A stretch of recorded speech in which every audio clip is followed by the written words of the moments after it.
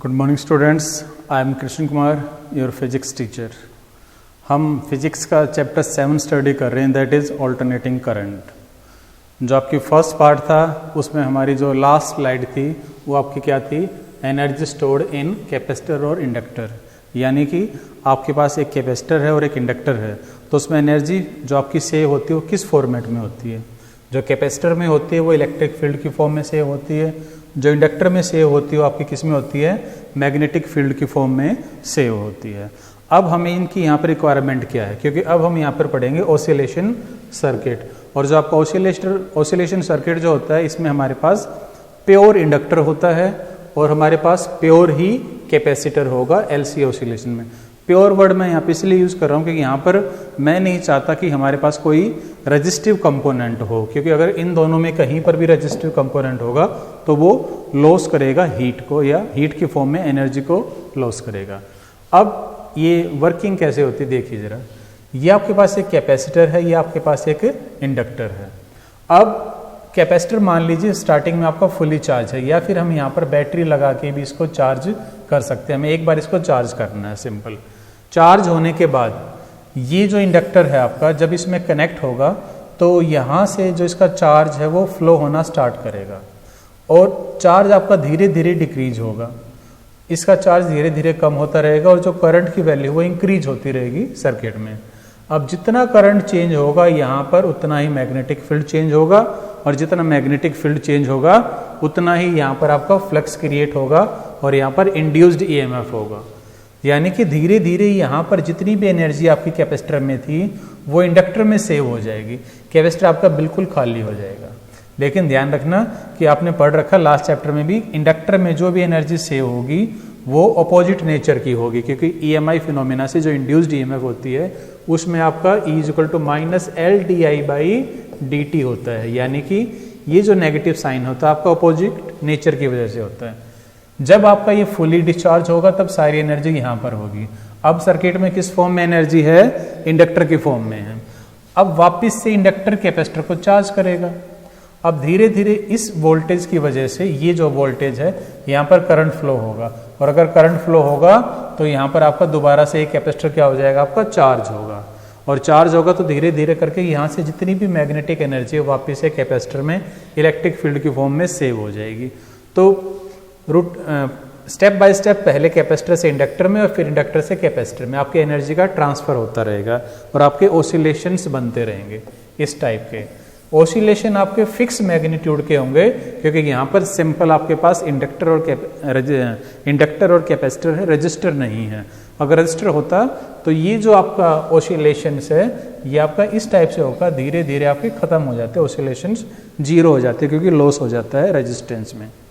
अब यहाँ पर जो फ्रीक्वेंसी का फॉर्मूला आपका होगा, जो ये ओसिलेटिंग फ्रीक्वेंसी बनेगी, इसका फॉर्मूला होता है 1/2π√LC। अब ये फॉर्मूला आया कैसे, उसके लिए एक मैथमेटिकल डेरिवेशन है, बड़ा सिंपल सा। कैसे देखो जरा। मान लीजिए किसी भी टाइम पर आपका जो चार्ज है कैपेसिटर में Q है, और जो करंट का रेट है ग्रोथ होने का वो क्या है, dI/dt। अब अगर मैं इस सर्किट में यहाँ पर KVL अप्लाई करूँगा तो यहाँ पे मेरे पास दो सोर्स हैं। एक तो यहाँ पर वोल्टेज आपका कैपेसिटर में वो आपका Q/C होगा किसी भी टाइम पर, t टाइम पर, और यहाँ पर जो इंड्यूस्ड ईएमएफ है वो हमारा क्या होता है, -LdI/dt = 0 अकॉर्डिंग टू KVL। अब जो करंट और चार्ज में रिलेशन आपका ये होता है, आपने पढ़ा हुआ है, मैंने यहाँ पर माइनस साइन यूज किया है। क्यों? क्योंकि चार्ज डिक्रीज होगा तभी आपका ग्रोथ ऑफ करंट होगा, यानी कि दोनों में अपोजिट नेचर है। ये आपका इंक्रीज होगा तब जब आपका चार्ज डिक्रीज होगा, इसलिए माइनस साइन है। तो यहाँ पर माइनस साइन आपके और एक माइनस साइन, ये आपका वापस से प्लस का साइन हो गया ये।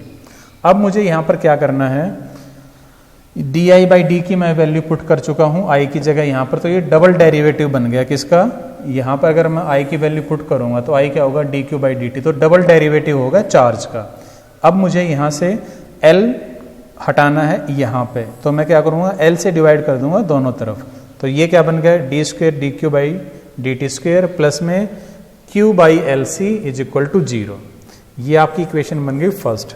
अब जो आपकी स्टैंडर्ड इक्वेशन होती है सिंपल हार्मोनिक मोशन की, वो क्या होती है, ये है D square Q divided by D T square plus omega square Q. अब इन दोनों को अगर मैं कंपेयर करूं तो आपको साफ साफ दिखाई दे रहा है यहाँ पर ये जो वैल्यू है वो इसके बराबर होगी 1/LC के बराबर। तो दोनों को कंपेयर करेंगे तो ओमेगा स्क्वेयर किसके बराबर आ जाएगा 1/LC। तो यहाँ से ये ओमेगा की वैल्यू और ये आपकी फ्रीक्वेंसी की वैल्यू। तो यही वैल्यू हमने मैथमेटिकली भी सोल्व कर ली है। अब ये भी एक इंपॉर्टेंट टॉपिक है, power in an AC circuit, काफी इंपॉर्टेंट है। ये कई बार 3 नंबर में एज इट इज थ्योरी में भी आ जाता है। तो हमें यहाँ पर पावर कैलकुलेट करनी है एसी सर्किट में। अब एसी में क्या है, मान लो ये आपकी वोल्टेज है और इस वोल्टेज की वजह से जो करंट फ्लो हुआ है वो ये करंट है। अब दोनों में मैंने फेज डिफरेंस कितना माना है, फाई को हमने कंसिडर किया है। अब जो एनर्जी कंज्यूम की है इसने dt टाइम में, वो क्या होगी, dW = EI/dt। ये आपकी एनर्जी या फिर वर्क डन का फॉर्मूला होता है। अब मैं यहाँ पे सिंपल वैल्यू पुट करूंगा, सिंपल कैलकुलेशन है, कुछ भी अलग से फॉर्मूला नहीं आएगा। E की वैल्यू यहाँ से पुट करूंगा, I की वैल्यू यहाँ से मैंने पुट कर दी इन दोनों में।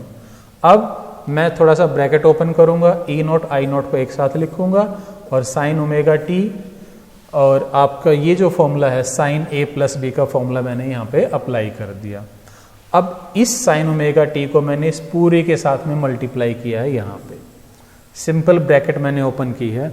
अब क्योंकि ये आपका स्मॉल टाइम के लिए है तो मुझे कंप्लीट निकालने के लिए इसका इंटीग्रेशन करना पड़ेगा। तो मैं डायरेक्ट इंटीग्रेशन नहीं कर सकता, मुझे कुछ चेंजेस करने पड़ेंगे। मैंने क्या चेंजेस किए हैं, साइन स्क्वायर ओमेगा t को मैंने क्या लिखा है 1 - cos omega, cos 2 omega t divided by 2, ये एज इट इज आ गया। और ये जो टर्म है इसको मैंने क्या लिखा है sine 2 omega t divided by 2, ये एज इट इज आ गया। अब मैं इसका आसानी से क्या कर सकता हूँ, इंटीग्रेशन कर सकता हूँ। क्या किया मैंने, इस 2 को दोनों में कॉमन है तो मैंने बाहर लिख दिया। अब अंदर क्या बच गया 1 - cos 2 omega t into cos phi, और ये क्या बच गया sine 2 omega t sine phi into dt। अब जब मैं इसको इंटीग्रेट करूंगा तो 0 से t टाइम के लिए मैंने इसको कंप्लीट पावर कैलकुलेट करूंगा। अभी एवरेज पावर, इसलिए आपकी ये क्या होगी, एक एवरेज पावर होगी। अब इसको मैंने सिंपल ओपन कर लिया ब्रैकेट, तो क्या बन गया 1 - cos 2 ओमेगा t, ये एज इट इज आ गया, ये एज इट इज, ये एज इट इज। अब जब मैं इसका इंटीग्रेशन करूंगा तो इंटीग्रेशन होगा सिर्फ t वाली टर्म्स का, फाई की टर्म्स आपकी कांस्टेंट हैं, इनका कोई इंटीग्रेशन नहीं होगा, सिर्फ जो t या जो ये हैं इनका इंटीग्रेशन होगा आपका। तो 1 का इंटीग्रेशन होगा dt और इंटू cos phi, इसका आप इंटीग्रेशन करेंगे, इनका भी इंटीग्रेशन करेंगे आप। सिंपल मैथमेटिकल आपको सोल्व करना है। सोल्व करेंगे तो ये देखिए जरा लास्ट स्लाइड में, सिर्फ ये वैल्यू आपके पास बचेगी, बाकी सारी वैल्यूज 0 हो जाएंगी जब आप 0 से लेके t टाइम तक वैल्यू पुट करेंगे। और dt में लिमिट आपकी होगी t की, तो यहाँ पे t cos phi बचेगा। ये देखिए क्या बचा आपके पास, t cos phi। अब t को मैं यहाँ पे ले आया तो ओमेगा बाई टी आपकी एवरेज पावर बन गई, और ये क्या बन गया E0 बाई, इसको मैंने 2 पार्ट में डिवाइड कर दिया, √2 एंड √2, ताकि मैं मैक्सिमम वैल्यू से किस में कन्वर्ट कर सकूं, RMS या वर्चुअल वैल्यू में। cos phi साथ में आ गया, तो ये आपकी एवरेज पावर का फॉर्मूला, बड़ी इंपॉर्टेंट डेरिवेशन है, इसको 1-2 बार अपने आप करोगे तब आपको ज़्यादा समझ में आएगा। अब अगर मुझे रेजिस्टेंस के अक्रॉस एवरेज पावर कैलकुलेट करनी है तो रेजिस्टेंस में आपको पता है फाई, फेज डिफरेंस कितना था 0 था, तो 0 के लिए क्या बन जाएगा, यहाँ पर जो आपकी एवरेज पावर होगी वो क्या बन जाएगी EV/IV, क्योंकि cos 0 क्या होता है 1 होता है। कैपेसिटर के केस में देखिए आपका कितना था डिफरेंस, फेज डिफरेंस करंट और वोल्टेज में 90 डिग्री का था, तो यहाँ पर जो एवरेज पावर आपकी होगी वो क्या होगी EV/IV, और cos 90 कितना होता है 0, तो ये आपका कंप्लीट 0 हो जाएगा। ऐसे इंडक्टर के केस में क्या होता है, यहाँ भी फेज डिफरेंस कितना होगा 90 डिग्री का, यहाँ पर भी जो पावर होगी वो EV/IV cos 90 अगेन 0। तो आपका, जैसे मैंने आपको पहले ही बताया था, एवरेज पावर स्टोर नहीं करते हैं ये, क्योंकि जो जैसे आपके ये AC होता है, इसमें पॉजिटिव पार्ट में तो इंडक्टर और कैपेसिटर एनर्जी लेते हैं सर्किट में, और यहाँ नेगेटिव पार्ट में ये वापस सप्लाई कर देते हैं, तो एवरेज वैल्यू 0 होगी, और ये हम मैथमेटिकली भी प्रूव कर चुके हैं। इसके बाद अगर आपके पास RL सर्किट है RL का कॉम्बिनेशन है, तो एवरेज पावर कितनी होगी। यहाँ पर मुझे cos फाई की वैल्यू पुट करनी है, EV IV तो सेम रहेगा और cos फाई आपका होगा R divided by R square plus XL square. ये आपको मिलेगा उस स्लाइड में जब मैंने RL सर्किट को AC के लिए स्टडी किया है, उसमें इस टाइप से था। देखो जरा, ये करंट था I, ये VR था और यहाँ पर VL था। यहाँ पे ये देखिए, इस ट्राइंगल में cos फाई आप निकालेंगे तो यही आपके पास आएगा। तो ये मैं पहले सॉल्व कर चुका हूँ। यहाँ से cos फाई की वैल्यू पुट कर दिए करेंगे तो ये एवरेज पावर आ जाएगी RL सर्किट के लिए। RC के लिए क्या करेंगे, दोबारा से जैसे ये RL का डायग्राम था आपको मिलेगा RC का डायग्राम, मैं आपको पहले करा चुका हूँ, वहाँ से भी आप cos फाई निकालेंगे तो ये आ जाएगा। फिर आपके पास एक तीसरा डायग्राम था RLC का, वहाँ से भी आप cos फाई निकालिए, आपके पास एवरेज पावर का फॉर्मूला बन जाएगा। अब एक टर्म यहाँ पे आती है वॉटलेस करंट। अब ये क्या है, ये एक ऐसा करंट है या कंपोनेंट ऑफ करंट हम इसको कह सकते हैं, करंट नहीं है, करंट का कंपोनेंट है जो पावर में कंट्रीब्यूट नहीं करता है, इसलिए हम इसको बोलते हैं वॉटलेस करंट। पावर में इसका कोई कंट्रीब्यूशन नहीं है। कैसे, यहाँ पर हम वेरीफाई करेंगे। देखो जरा, मान लीजिए ये आपकी वो करंट है सर्किट में, ये आपका वोल्टेज है, एंगल कितना है दोनों में, 5 फेज डिफरेंस है। अब मैं क्या करूँगा, इस करंट को दो पार्ट में डिवाइड करूँगा, इस पार्ट में और आपका इस पार्ट में डिवाइड कर दिया, तो जो थीटा के साथ आता है वो IV cos फाई होता है और दूसरा क्या होगा, IV sin फाई। अब ये मेरा एवरेज पावर का फॉर्मूला है, जस्ट अभी हमने स्टडी किया है, EV IV cos फाई। अब मैं ये फॉर्मूला अप्लाई करूंगा पहले इस कंपोनेंट के लिए, किसके लिए, IV cos फाई के लिए। अब देखो जरा, ये वोल्टेज है और ये IV cos फाई है, दोनों में एंगल कितना है, 0। एंगल आपका कितना है, 0। तो यहाँ पर IV की जगह IV cos फाई और जो cos, ये जो एंगल है यहाँ पर 0 हो जाएगा, तो cos 0 1 वापिस से सेम आ जाएगा।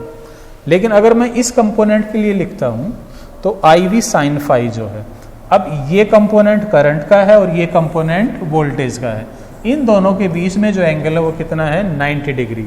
तो यहाँ पर EV same, IV sin phi और cos, इसकी जगह मैं क्या पुट करूँगा, 90, तो क्या बन जाएगा, 0। तो इस करंट का पावर में कहीं भी कंट्रीब्यूशन नहीं है, इसलिए क्या है आपके पास वोल्टलेस करंट है। नेक्स्ट आपका टॉपिक काफी इंपॉर्टेंट है, कई बार पेपर में आता है, खासकर 5 नंबर में, ट्रांसफॉर्मर।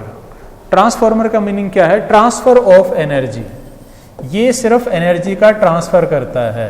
कई बच्चे कंफ्यूज रहते हैं कि ये एम्पलीफाई करता है, वोल्टेज को बढ़ा देता है, नहीं। ट्रांसफॉर्मर वोल्टेज को बढ़ा सकता है लेकिन एनर्जी को और पावर को नहीं चेंज करता ये। तो ये सिर्फ एनर्जी को ट्रांसफर करता है, ये कभी भी एम्पलीफाई नहीं करता है। वोल्टेज करंट में चेंज करता है, उसकी पावर में चेंज नहीं होगा, क्योंकि पावर क्या होती है आपकी, वोल्टेज इनटू करंट। तो पावर उतनी ही रहेगी, हाँ अगर वोल्टेज चेंज करेगा तो करंट भी चेंज होगा, यानी कि वोल्टेज इंक्रीज करेगा तो करंट आपका डिक्रीज हो जाएगा। और इसी पर्पस पे हम ट्रांसफॉर्मर यूज करते हैं। इसका जो वर्किंग प्रिंसिपल है वो सिंपल EMI है, जो आप लास्ट चैप्टर में स्टडी कर चुके हैं, इलेक्ट्रोमैग्नेटिक इंडक्शन, यानी कि एक कॉइल से दूसरी कॉइल में इंड्यूस्ड करवाना EMF को। ये इसका एक आपका कंस्ट्रक्शन डायग्राम है आपका। इसमें क्या होगा, हमारे पास एक कोर है, ये एक ही कोर पे हमने क्या किया है, 2 वाइंडिंग यूज की हैं। ये आपकी प्राइमरी वाइंडिंग है, ये आपकी क्या है, सेकेंडरी वाइंडिंग है। अब हम क्या करेंगे, प्राइमरी को मैंने P से रिप्रेजेंट किया है, सेकेंडरी को S से। जो नंबर ऑफ टर्न्स है प्राइमरी में NP है, सेकेंडरी में कितनी है, NS है। जो इनपुट वोल्टेज है EP है, आउटपुट वोल्टेज ES है। इनपुट करंट IP है, आउटपुट करंट आपका IS। S और P सिर्फ आपका रिप्रेजेंटेशन है प्राइमरी और सेकेंडरी के लिए। अभी आपका 2 टाइप का होगा, स्टेप अप और स्टेप डाउन। स्टेप अप का मतलब आप वोल्टेज इंक्रीज कर रहे हैं तो करंट क्या हो जाएगा, डिक्रीज हो जाएगा, पावर उतनी ही रहेगी।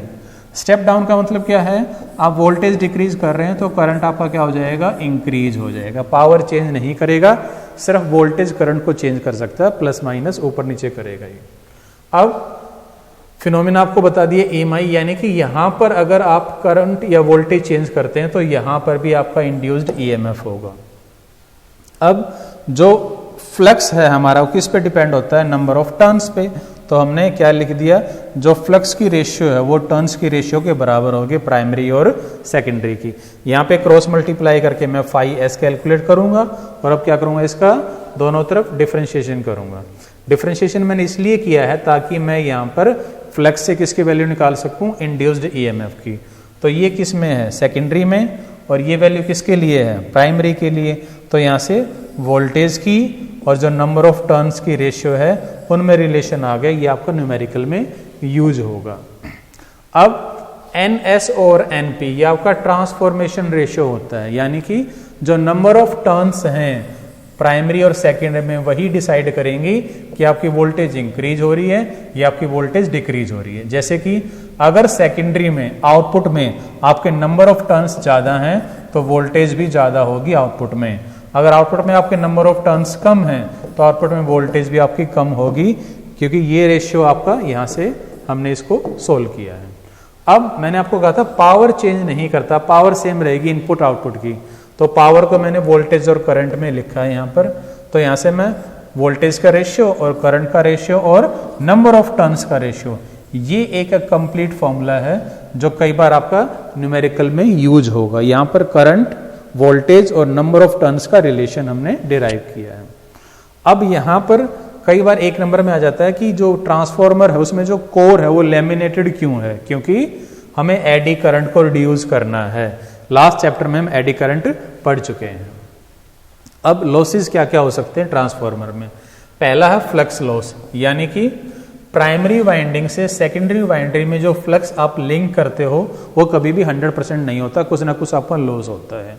दूसरा है कॉपर लॉस। कॉपर लॉस का सिंपल सा मीनिंग होता है हीट लॉस से। तीसरा है आयरन लॉस।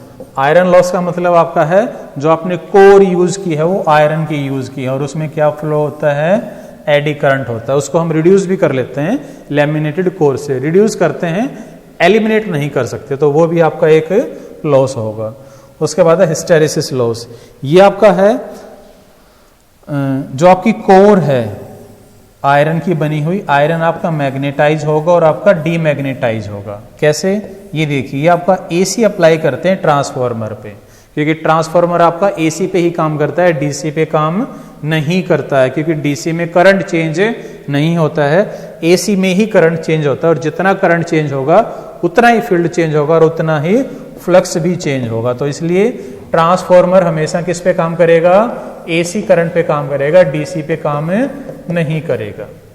अब पॉजिटिव में इसको मैग्नेटाइज करेगा, नेगेटिव में डीमैग्नेटाइज, क्योंकि आपकी फील्ड की डायरेक्शन चेंज हो जाती है डायरेक्शन ऑफ करंट चेंज होने की वजह से।